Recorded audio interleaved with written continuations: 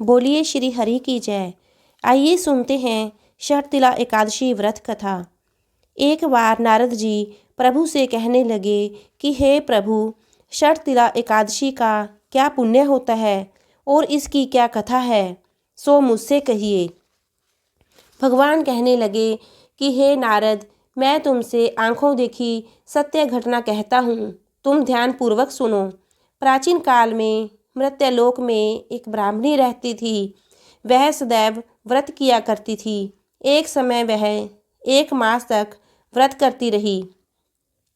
इससे उसका शरीर अत्यंत दुर्बल हो गया। यद्यपि वह अत्यंत बुद्धिमान थी, तथापि उसने कभी देवताओं या ब्राह्मणों के निमित्त अन्न या धन का दान नहीं दिया था। इससे मैंने सोचा कि ब्राह्मणी ने व्रत आदि से अपना शरीर शुद्ध कर लिया है, अब इसको विष्णु लोक तो मिल ही जाएगा। परंतु इसने कभी अन्नदान नहीं किया है, इससे इसकी तृप्ति होनी कठिन है। ऐसा सोचकर मैं एक भिखारी बनकर मृत्यलोक में उस ब्राह्मणी के पास गया और उससे भिक्षा मांगी। वह ब्राह्मणी बोली कि महाराज, आप यहाँ किस लिए आए हैं? मैंने कहा कि मुझे भिक्षा चाहिए। इस पर उसने एक मिट्टी का ढेला मेरे भिक्षा पात्र में डाल दिया। मैं उसे स्वर्ग में लेकर लौट आया। कुछ समय पश्चात वह ब्राह्मणी भी शरीर त्याग कर स्वर्ग में आ गई।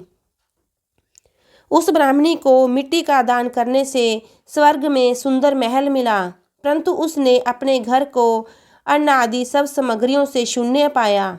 घबरा कर वह मेरे पास आई और कहने लगी कि भगवान, मैंने अनेकों व्रत आदि से आपकी पूजा की, परंतु फिर भी मेरा घर अन्न आदि सब वस्तुओं से शून्य है।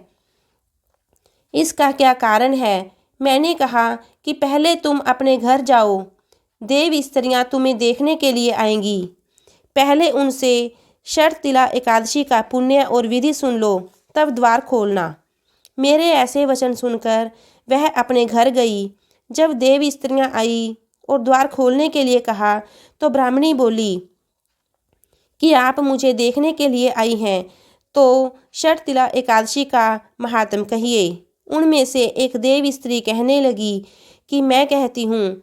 जब ब्राह्मणी ने षटतिला एकादशी का महात्म सुना, तो फिर उसने द्वार खोला। देवांगनाओं ने उसको देखा कि न तो वह गंधर्वी है और न ही वह आसुरी है, वर्ण पहले जैसी मानुषी है। उस ब्राह्मणी ने भी उनके कथनानुसार षटतिला एकादशी का व्रत किया।